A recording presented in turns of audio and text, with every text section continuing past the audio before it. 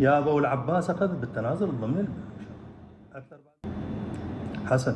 الفقرة الثانية السطر الرابع: كذلك من المآخذ على نص هذه المادة أن المشرع العراقي لم يأخذ بالتنازل الضمني. حاط المشرع العراقي ودك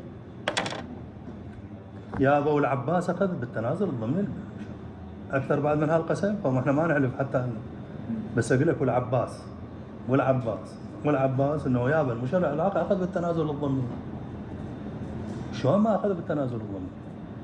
تدري هو شنو التنازل الضمني؟ يعني أنا هسه اليوم ما شوف انت الفرق. انا ليش قلت لك بالبدايه التنازل عن الحكم امام محكمه الموضوع بعدها ما صدر حكم، لا يصير التنازل. يعني خلينا نقول التأقيت الزمني للتنازل انه قبل صدور الحكم من محكمه الموضوع.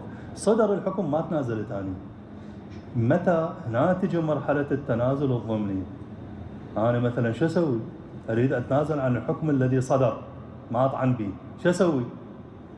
احجم، انتظر فوات المده. عندي 10 أيام للاعتراض على الحكم الغيابي، ما اعترض سقط. عندي بقت اذا كان حكم صادر عن محكمه بدائع بصوره اوليه عندي 5 أيام للاستئناف، انتظر ال5 أيام سقط الاستئناف، يبقى ايش عندي 15 يوم للتمييز. ما اطعن اكتسب الحكم الدرجه القطعيه. مو فهذا شبيه، هذا تنازل ضمني. بس ترى احنا ليش دائما نهاجم المشرع العراقي؟ المشرع العراقي تريدوه بكل شيء يصرح، هو ترى ما ملزم المشرع بكل شيء يصرح.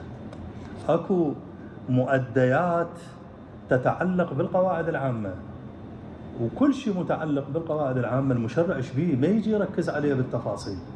يعني شلون الله سبحانه وتعالى في محكم التنزيل في القرآن اشار لكل شيء؟